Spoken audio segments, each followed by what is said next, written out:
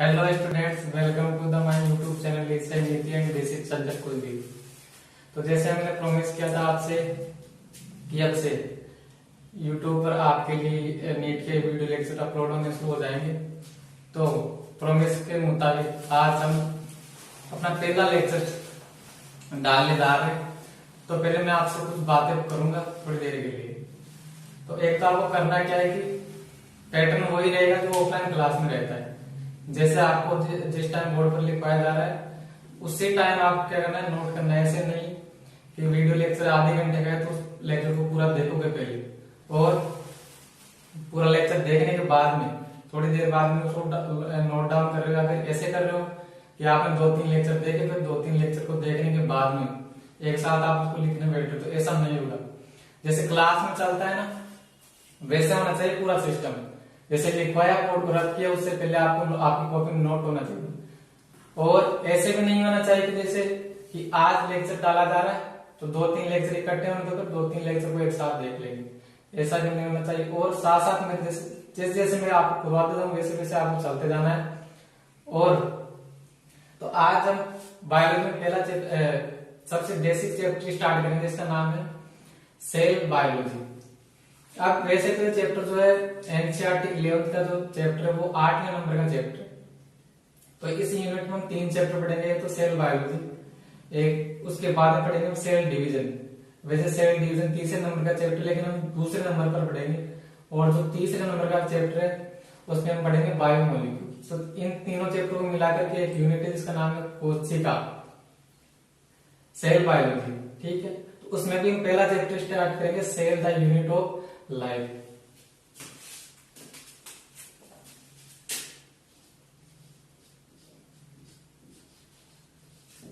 Cell the unit of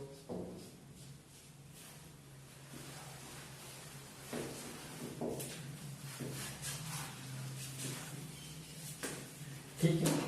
तो मैं आपको पहले नीट के पैटर्न से बता दूं आपको कि ये जो चैप्टर है ये पूरी बायोलॉजी का सबसे वन ऑफ द इम्पोर्टेंट और सबसे बेसिक चैप्टर।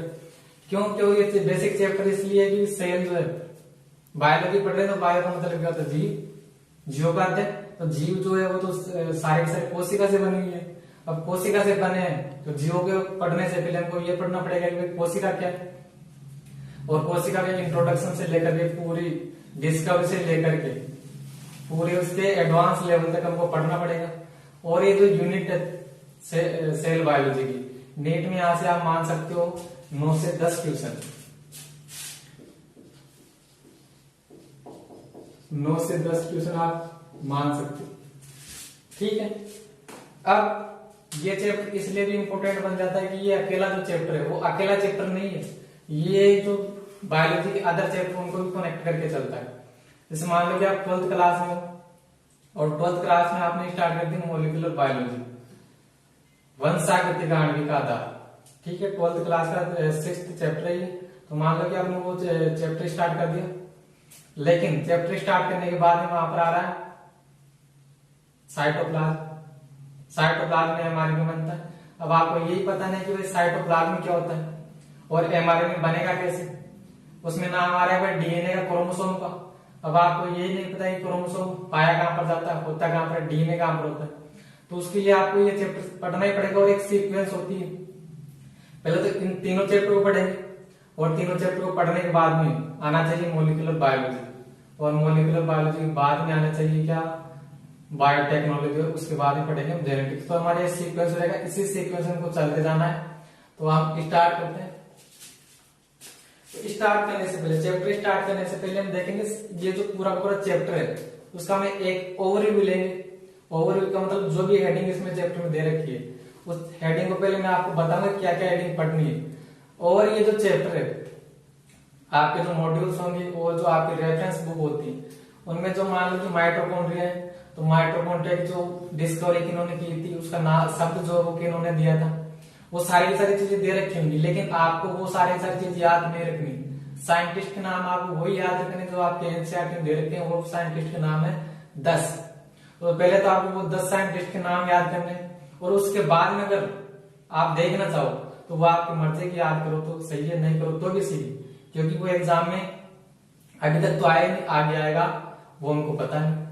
ठीक है, तो साइंटिस्ट कैसे, आप अगर रेफरेंस बुक में आप मिला करके दोगे कि 50 से लेकर के 60 साइंटिस्ट हो जाएंगे, तो वो आपको याद बिल्कुल भी नहीं करने, आपको तो जो बोर्ड पर लिखवाया जा रहा है और आपके एनसीईआरटी में वही याद करेंगे। तो पहले हम लेंगे चैप्टर का ओवरव्यू।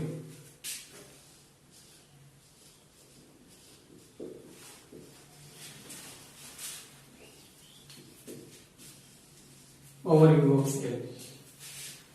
तो ओवरव्यू में तो हम पहले किसी भी चीज के बारे में पढ़ने से पहले हम देखेंगे उसकी हिस्ट्री के बारे में।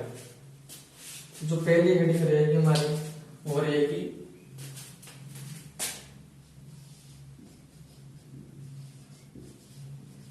हिस्ट्री। मतलब ये जो कोशिका में आप जो पढ़ रहे हैं, ये कोशिका का नाम कैसे पड़ा था, इसकी खोज कैसे हुई थी, तो वो पहली हेडिंग रहेगी हमारी हिस्ट्री। तो हिस्ट्री में जब आप देखोगे तो इसमें नाम आएंगे आपके पास साइंटिस्ट के दो। तो पहला नाम आएगा आपके पास रॉबर्ट हुक, और दूसरा नाम आएगा आपके पास एंटनी वॉन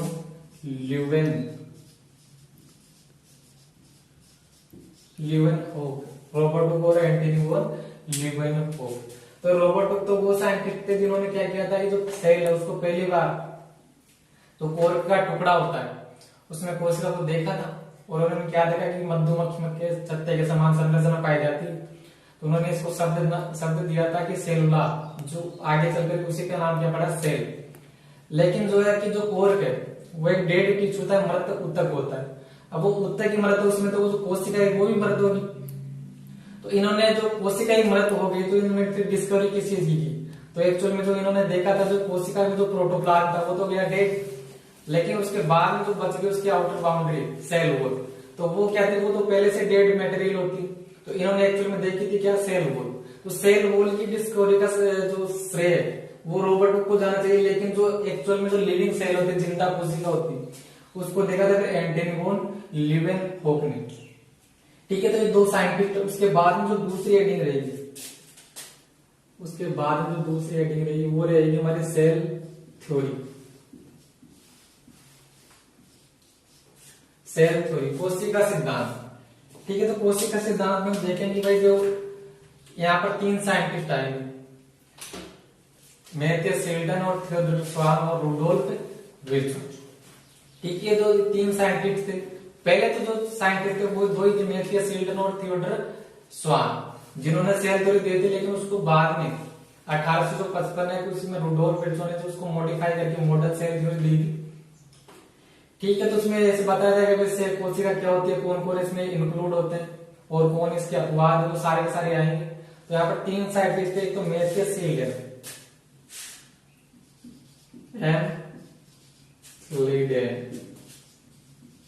और इन्होंने जो अपनी जो थ्योरी वो प्रस्तुत की थी 1838 में। एक्चुअल में थ्योरी नहीं थी, कहते हैं हाइपोथेसिस। तो थ्योरी तो बाद में जो स्वान आए थे उन्होंने मिक्स करके थ्योरी प्रस्तुत की थी। और जो दूसरे साइंटिस्ट थे थियोडोर स्वान, इन्होंने अपने जो हाइपोथेसिस वो दी थी 1839 में। इन्होंने सब ऐसा किया कि थ्योरी तो प्रस्तुत कर दी, लेकिन जैसे हम पैदा होते हैं तो उस टाइम क्या होते हैं, छोटे हैं, तो हमारे अंदर कोशिका भी कम होगी। लेकिन जैसे जैसे हम बड़े हुए तो हमारे अंदर कोशिका का नंबर ही बढ़ा होगा। तो एक सवाल, जब इन्होंने थ्योरी प्रस्तुत की तो एक सवाल उठता है कि भाई जो नई कोशिका का जन्म कैसे होता है? तो उससे सब क्वेश्चन का जो आंसर है वो देने में ये ऐसा मत रहे थे दोनों के दोनों साइंटिस्ट, मैथ्यू शिल्डन और थियोडोर स्वान। लेकिन तीसरे साइंटिस्ट है 1855 जिनका नाम था रुडोल्फ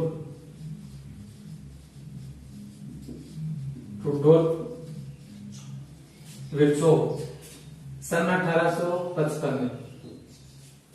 ठीक है, तो इन्होंने एक स्टेटमेंट दिया था ओमनी सेलुला। उस शब्द का मतलब होता है हिंदी में कि जो नई कोशिका को पूर्ववर्ती, मतलब पहले से उपस्थित कोशिका विभाजन से आती हो।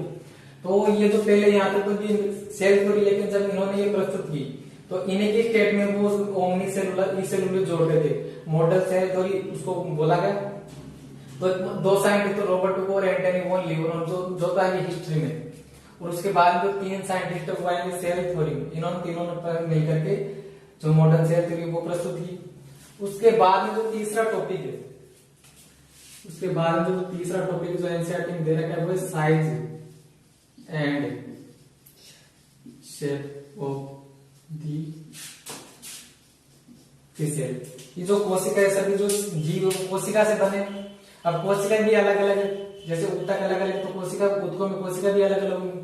तो अगर अलग अलग है तो क्या उनका जो साइज है वो क्या सभी में सेम होता है, और जो शेप उनकी वो भी क्या सेम होती है। तो ऐसा नहीं कि जब अलग अलग ऊतक है उनमें क्या साइज कोशिका का जो शेप है और जो साइज क्या रहती है अलग अलग। जैसे कि मैं आपको एग्जांपल दूं कि जो आरबीसी है उसकी शेप होती है बाइकॉनकेव। तो बाइकॉनकेव शेप होने का उसका पर्पज है कि वो गुजरती संक्रिय जो ब्लड वेसल है वहां से गुजरती। तो उसको गुजरने के लिए क्या होगा, उनको उसको लचीला बनना पड़ेगा, और लचीला बनने के लिए उसकी जो शेप है वो प्रॉपर होती है कैसी, बाइकॉनकेव। और जैसे मान लो कि इंपल्स कंडक्शन करना है, नर्व के जो सिग्नल को उनको पहुंचाना है, तो पहुंचाने के लिए सेल कैसी होनी चाहिए, लंबी होनी चाहिए। तो ऐसे जो नर्व सेल होगी वो क्या होती है, नर्व ऐसे क्या होती है, लंबी दाढ़ी की जैसी संरचना होती है। तो हम जो तीसरा टॉपिक वो देखेंगे जो कोशिका की साइज कैसी है और शेप कैसी है। और ये तीनों के दोनों टॉपिक देखने के बाद में चौथा टॉपिक जो वो देखेंगे टाइप्स ऑफ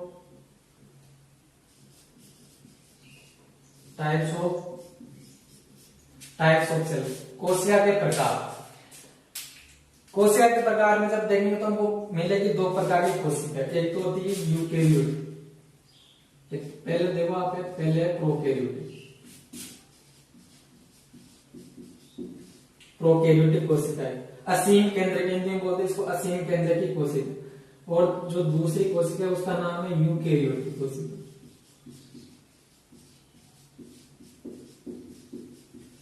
यूकेरियोटिक सेल, तो प्रोकैरियोटिक और यूकेरियोटिक। तो देखो हमने सेल को दो पार्ट में, ये सेल है वो दो प्रकार की होती है। अब देखो ये टाइप्स आगे मतलब टाइप्स है, तो इनमें कुछ ना कुछ तो अंतर होगा, तभी तो उनको दोनों को अलग अलग करती है।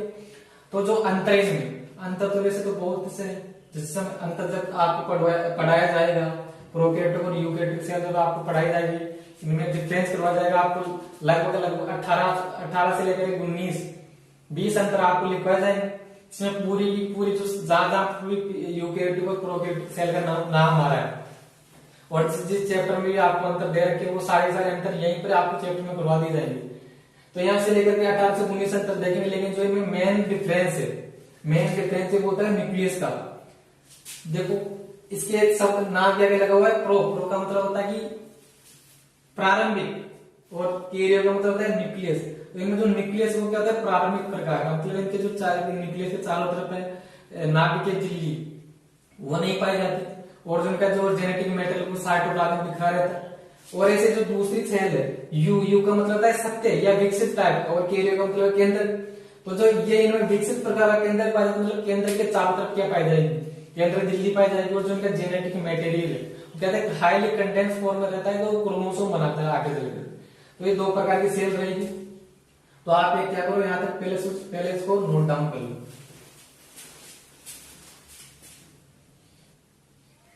तो देखो यहाँ पर नोट करने के बाद में देखो पहले तो ये इनको क्या करना है, चैप्टर में प्रोकैरियोटिक और यूकेरियोटिक सेल है, यहाँ पर आपको अंतर भी देखने, डिफरेंस। तो इनमें एक टॉपिक रहेगा जहां पर आपको डिफरेंस हो जाएंगे लगभग जहां पर भी इन दोनों में डिफरेंस है। इसी चैप्टर में सेल बायोलॉजी में नहीं, जहां पर भी अंतर आएगा, जैसे मॉलिक्यूलर बायोलॉजी में कहां पर स्प्लाइसिंग होती है, किसमें स्प्लाइसिंग नहीं होती, कहां पर एचएनआरएनए बनता है, कहां पर नहीं बनता, तो सारे एक जगह समेट कर आपको यहीं पर करवा दी जाएगी। देखो टाइप्स ऑफ सेल में देखने के बाद में जो 5वें नंबर की हमारी हेडिंग रहेगी, 5वें नंबर की हेडिंग रहेगी हमारी, वह प्रोकैरियोटिक सेल।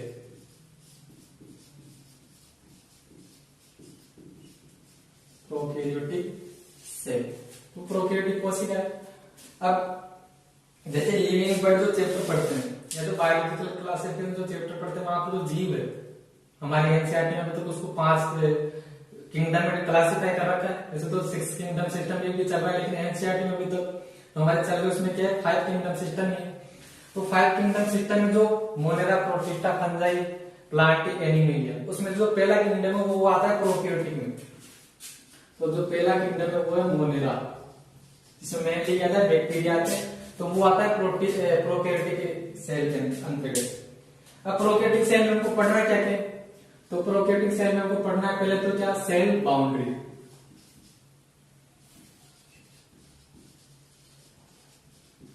तो ये जो प्रोकैरियोटिक सेल इसके चारों तरफ आवरण कौन कौन से पाए जाते हैं, तो सेल बाउंड्री के अंदर आवरण आते हैं 3। तो हमको 3 आवरण देखेंगे, तो 3 आवरण जब पढ़ेंगे, 3 आवरण जब हम पढ़ेंगे वही तो वहीं पर आप देखेंगे, लेकिन मैं आपको बता तो देता हूँ कि 3 आवरण कौन कौन से। तो बाहरी भाग तो ऐसे मान लो कि सेल, तो ये सेल बाउंड्री, तो इसके बाहरी भाग तो पाया जाएगा ग्लाइकोकेलिक्स, और उसके अंदर पाया जाएगा क्या, सेल वॉल। तो बाहरी भाग वाला क्या है, ग्लाइकोकेलिक्स, अंदर वाला क्या है, सेल वॉल, और अंदर ही अंदर जो पाई जाएगी वो थी सेल मेम्ब्रेन। इन तीनों को मिलाकर क्या बोलेंगे हम, सेल बाउंड्री। ठीक है, तो 3 आगे सेल बाउंड्री के अंतर्गत। अब सेल बाउंड्री के बाद में इसी प्रोकैरियोटिक जो सेल है उनकी कोशिका की सतह के बारे से कुछ संरचना निकली रहती है, तो उनको बोलते हैं सरफेस अपेंडेजेस, हिंदी में बोलेंगे उसको कोशिका सतही संरचनाएं। तो कोशिका सतही संरचना भी होती है 3, देखो सरफेस अपेंडेजेस,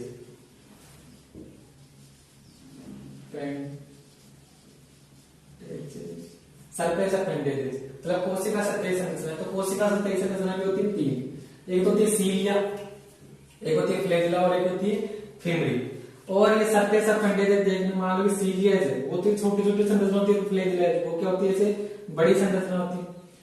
और हम सरफेस अपेंडेजेस देखने के बाद तो हम चलेंगे अब आगे फिर साइटोप्लाज्म में। अब साइटोप्लाज्म में चलेंगे तो साइटोप्लाज्म में जो प्रोकैरियोटिक सेल है जो 5 स्ट्रक्चर देखने के लिए मिलती है, तो 5 स्ट्रक्चर कौन कौन सी होती है, 5 स्ट्रक्चर जब प्रोकैरियोटिक सेल पढ़ेंगे तो अब आपको वहां पर बताया जाएगा, जैसे कि न्यूक्लियस होता है, प्लाज्म होता है, तो ऐसी कुछ संरचनाएं पाई जाती है। तो ये देखने के बाद में, प्रोकैरियोटिक सेल देखने के बाद में जो है हमारी जो अगली हेडिंग रहेगी 6 नंबर की हेडिंग रहेगी वो रहेगी eukaryotic cell. Eukaryotic cell, eukaryotic cell मतलब ससीम केंद्र की कोशिका, मतलब जिसमें जो न्यूक्लियस है एडवांस टाइप होता है जिसकी चारों तरफ न्यूक्लियर मेम्ब्रेन पाई जाती है। अब जो यूकैरियोटिक सेल है जैसे वही है कि जो 5 किंगडम सिस्टम उसमें मोनोरा तो आ गया, किसमें प्रोकैरियोटिक में जो बच गए 4 के 4 सिर्फ प्रोटिस्टा, उसके बाद रहेगा फंजाई और फिर प्लांटी और फिर रहेगा एनिमेलिया। ठीक है, तो ये यूकैरियोटिक सेल के अंतर्गत आएंगे।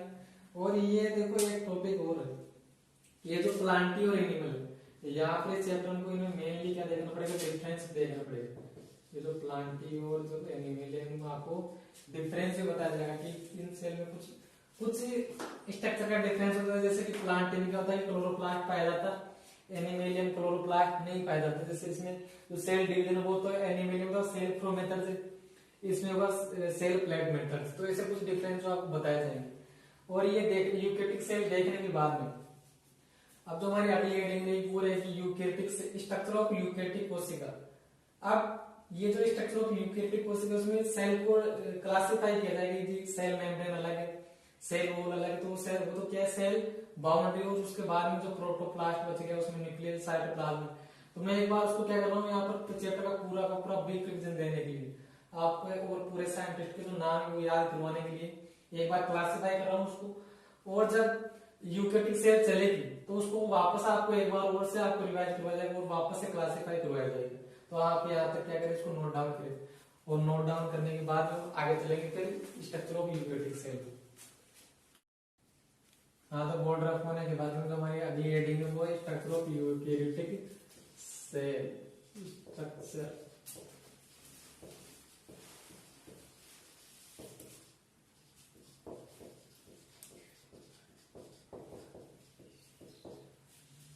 Eukaryotic cell. ठीक है, देखो जो यूकैरियोटिक सेल की जो स्ट्रक्चर है, इस कोशिका के बारे बार तो पाया जाएगा क्या, देखो इस हमने जो इसको 2 पार्ट में डिवाइड कर दिया।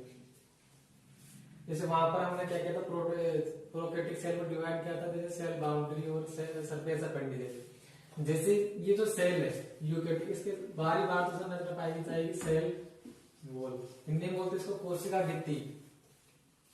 और कोशिका भित्ति के जो नीचे स्ट्रक्चर पाया जाएगी वो होती है cell membrane. Cell membrane, cell membrane बोल लो इसको, प्लाज्मा मेम्ब्रेन बोल लो, हिंदी में बोल दो कोशिका झिल्ली। तो एक कोशिका के बाहर जो दो आवरण है वो पाए जाते हैं, कोशिका भित्ति और कोशिका झिल्ली। सबसे बाहर होता है कोशिका भित्ति और उसके अंदर होता है कोशिका झिल्ली। तो कोशिका भित्ति को एनिमल सेल में नहीं पाई जाती, तो प्लांट सेल की बात कर रहे हैं। अब जो सेल मेम्ब्रेन जब स्टार्ट होगा, तो टॉपिक जब ये स्टार्ट होगा, तो इसमें पहले तो हम देखेंगे इसकी स्ट्रक्चर। पहले हम इसके स्ट्रक्चर के बारे में देखेंगे और स्ट्रक्चर देखने के बाद में हम पढ़ेंगे सेल मेम्ब्रेन के मॉडल्स। मॉडल्स पढ़ेंगे, मतलब सेल मेम्ब्रेन की संरचना को समझाने के लिए जो है अलग अलग साइंटिस्ट ने अपने अलग अलग प्रतिरूप मॉडल प्रस्तुत किए थे, जैसे सैंडविच मॉडल और फ्लूइड मोज़ेक मॉडल। तो उनमें जो सबसे सर्वमान्य मॉडल वो है फ्लूइड मोज़ेक मॉडल, जिनको जो है जो दो साइंटिस्ट ने प्रपोज किया था, जिसका नाम है सिंगर और निकोलसन। Singer and Nicolson.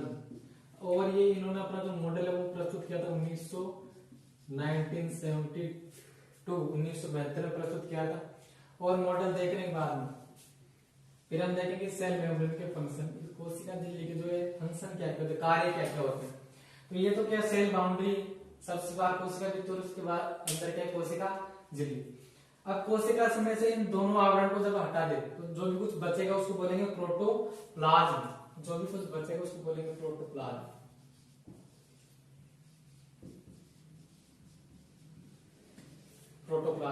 लेकिन मैं आपको एक इंफॉर्मेशन बता दूं कि प्रोटोप्लाज्म सेल वॉल और सेल मेम्ब्रेन को हटाया तो जो भी कुछ बचा सेल में उसको बोलेंगे प्रोटोप्लाज्म।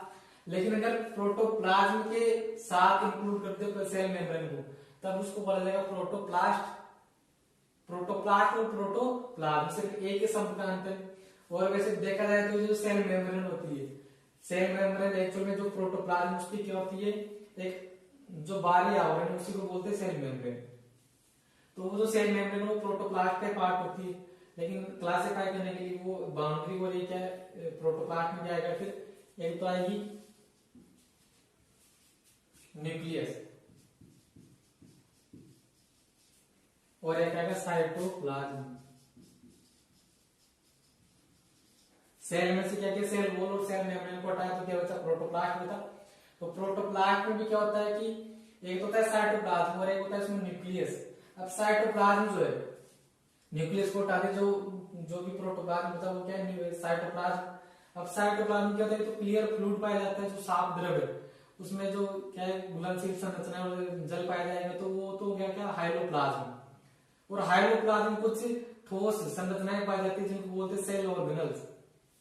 अगर सेल ऑर्गेनल्स के कोशिका में क्या होते हैं, जैसे कि जीवों के अंदर जो है रेस्पिरेशन चलता है, श्वसन चलता है, तो श्वसन की जो प्रोसेस होती है माइटोकॉन्ड्रिया में। तो जो श्वसन प्रोसेस करने के लिए एक यूकेरियोटिक सेल में अलग से क्या दे रखा है स्ट्रक्चर है, तो उसको बोलते हैं माइटोकॉन्ड्रिया। और जैसे कि प्लांट्स में क्या होता है फोटोसिंथेसिस होता है, तो फोटोसिंथेसिस जो होगा प्लांट्स में वो एक अलग ही स्ट्रक्चर में वो जो प्रोसेस है पूरी एक अलग ही स्ट्रक्चर में चलती है, जिसको बोलते हैं क्या क्लोरोप्लास्ट बोलते हैं। तो ऐसे ही अलग अलग फंक्शन को करने के लिए यूकेरियोटिक सेल में अलग अलग स्ट्रक्चर पाई जाती है, उन सभी स्ट्रक्चर को क्या बोलते हैं सेल ऑर्गेनल्स। तो साइटोप्लाज्म में पाया क्या जाएगा सेल ऑर्गेनल्स। सेल ऑर्गेनल्स पाए जाते हैं साइटोप्लाज्म। अब वैसे तो देखो इसको और भी क्लासिफाई कर सकते हैं, जैसे कि हाइलोप्लाज्म होता है, ड्यूटोप्लाज्म होता है। जब यूकेरियोटिक सेल आपको जब हेडिंग वापस लिखवा जाएगी तो वहां पर एक बार और ही क्लासिफाई करवाया जाएगा। लेकिन जो मेरा मेन पर्पज है वो यहाँ पर आपको साइंटिस्ट के नाम याद करवाना, जो सारे साइंटिस्ट दे रखे हैं वो आपको एक ही जगह पर याद करवा देना यहाँ पर। अभी जो सेल ऑर्गेनल्स है कोशिकाएं में वो भी होता है 3 प्रकार के। तो SMB का मतलब है सिंगल मेम्ब्रेन बाउंड, मतलब ऐसी कोशिका में जिनके चारों तरफ सिर्फ एक ही झिल्ली पाई जाती है, मतलब जो एक झिल्ली से घिरे रहते हैं। तो सिंगल मेम्ब्रेन बाउंड में आ गया एक तो एंडोप्लाज्मिक रेटिकुलर एंडोप्लाज्मिक रेटिकुलम, इसको शॉर्ट फॉर्म में ईआर भी बोलते हैं, अंतःपरिधर्मी जाली। और एक होता है गोल्जी बॉडी। गोल्जी बॉडी, अब ये जो गोल्जी बॉडी है कोशिका में, इसकी जो डिस्कवरी है वो एक साइंटिस्ट के नाम पर इसका नाम पड़ा, जिसका नाम है कैमिलो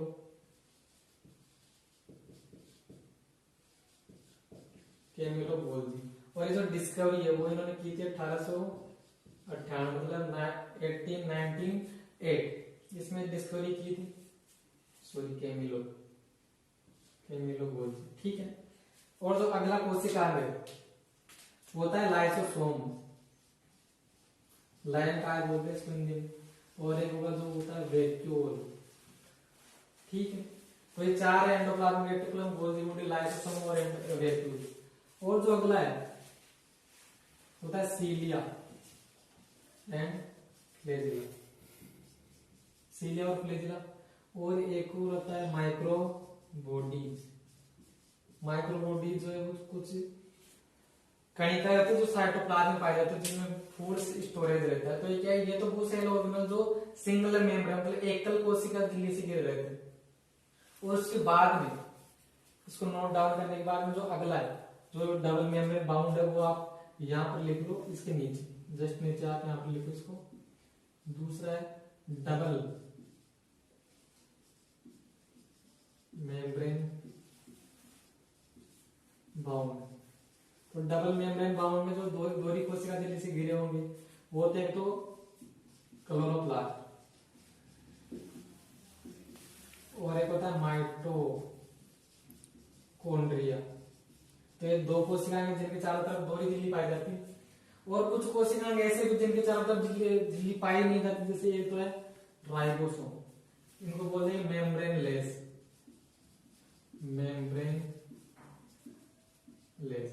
इसमें आएगा एक तो राइबोसोम, इसको प्रोटीन फैक्ट्री के नाम से भी जाना जाता है। और एक है सेंट्रियो।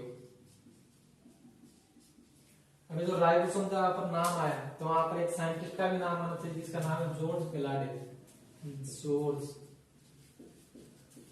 पेलाडे। और इन्होंने राइबोसोम की डिस्कवरी की थी 1953 में, 1953 में राइबोसोम की जो डिस्कवरी वो जॉर्ज पेलाडे ने की थी। अगर आपको दिखाई नहीं दे रहा है तो मैं स्पेलिंग बोल देता हूँ कि GEORGEPALLADE, जॉर्ज पेलाडे जिन्होंने राइबोसोम की डिस्कवरी की थी 1953 में। और एक और सेल ऑर्गेनल होता है मेम्ब्रेन जिसका नाम है सेंट्रियोल। ये जो सेंट्रियोल मेनली पाया जाता है एनिमल सेल में, और जो सेल डिवीजन उसमें क्या करता है, हेल्प करता है। तो ये तो क्या है सेल ऑर्गेनल। और सेल ऑर्गेनल के अलावा साइटोप्लाज्म में एक और स्ट्रक्चर रहती है जिसका नाम है साइटोस्केलेटन। एक और स्ट्रक्चर है जिसका नाम है साइटो, मैं यहां पर लिख देता हूं 4 नंबर पे, जिसका नाम है साइटोस्केलेटन। जैसे साइटोप्लाज्म में 4 स्ट्रक्चर है, एक तो सिंगल सेल ऑर्गेनल में एक तो सिंगल मेम्ब्रेन बाउंड, एक है डबल मेम्ब्रेन बाउंड, और तीसरी जो है वो मेम्ब्रेन लेस। ये तो है कोशिका। और एक और रहेगा साइटोस्केलेटन मतलब कोशिका कंकाल। तो ये जो कोशिका कंकाल ये बना होता है माइक्रोट्यूब्यूल्स और माइक्रोट्यूब्यूल्स और माइक्रोफिलामेंट।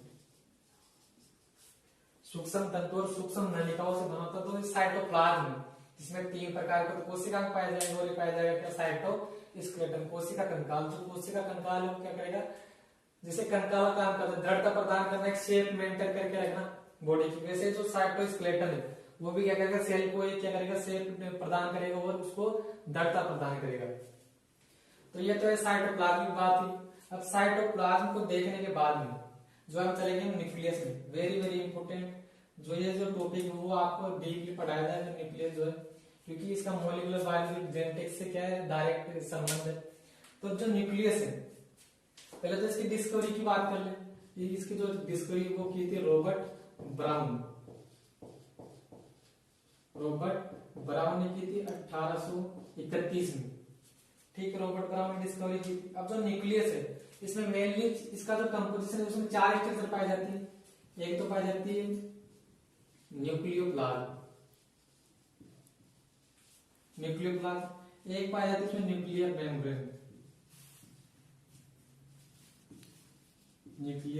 मेम्ब्रेन, और एक होती है इसमें न्यूक्लियोलस,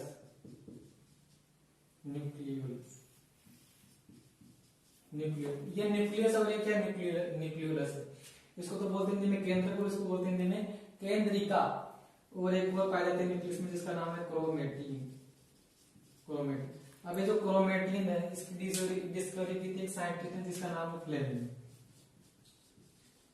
नाम के साइंटिस्ट ने जो क्रोमेटिन की क्या की थी डिस्कवरी की थी। तो ये तो क्या न्यूक्लियस के क्या कंपोजिशन है जिसमें न्यूक्लियोप्लाज्म पाया जाता है, न्यूक्लियर मेम्ब्रेन, न्यूक्लियोलस और क्रोमेटिन।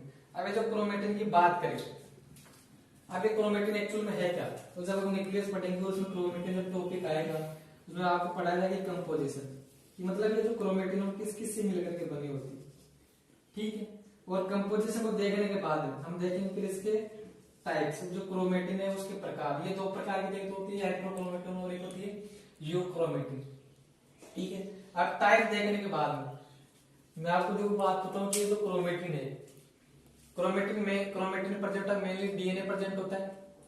अब ये जो सेल है उस सेल की साइज होती है वो माइक्रोमीटर में होती है, और जो क्रोमेटिन मुख्यतः पाया जाता है डीएनए। जैसे हम ह्यूमन के डीएनए की बात ले ले तो हमारे ह्यूमन की जो डीएनए की जो ह्यूमन की जो सेल है उसका साइज तो माइक्रोमीटर में, लेकिन उसमें जो डीएनए पाया जाएगा मतलब जो क्रोमेटिन है उसकी जो लेंथ होती है 2 मीटर। साइज तो इतनी छोटी सी है सेल की साइज, उसमें जो डीएनए या क्रोमेटिन जो पाया जाता है उसकी लेंथ है वो क्या एकदम बड़ी है, सेल की तुलना में एकदम बड़ी। तो फिर वो सेल के अंदर कैसे अरेंज होता है, तो अरेंज कैसे किया जाएगा, जैसे मान लो कि कोई लंबी डोरी है, तो लंबी डोरी को जैसे समेटने के लिए क्या किया जाता है, उसको पलट दिया जाता है, उसको कंडेंस फॉर्म में कर दिया जाता है। तो ये जो क्रोमेटिन उस सेल में क्या रहेगी, कंडेंस फॉर्म में रहेगी। अब कंडेंस फॉर्म में रहेगी तो उसको समझाने के लिए कोई ना कोई साइंटिस्ट उन्होंने कोई ना कोई मॉडल प्रस्तुत किया होगा। तो जो है क्रोमेटिन है, तो इसके जो इसको जो कंडेंस फॉर्म को समझाने के लिए एक मॉडल दिया जाता है, इसका नाम है न्यूक्लियोसोमल मॉडल, इसका नाम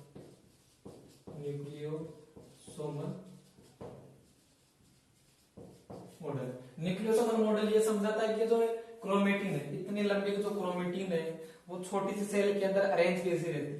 तो ये जो न्यूक्लियोसोमल मॉडल है वो वैसे तो एनसीईआरटी के जो 12th की एनसीईआरटी में जो 6th चैप्टर है मॉलिक्यूलर बायोलॉजी वहां पर दे रखा है, लेकिन इसको पढ़ाया जाएगा आपको इसी चैप्टर में, क्योंकि सीक्वेंस नहीं टूटनी चाहिए।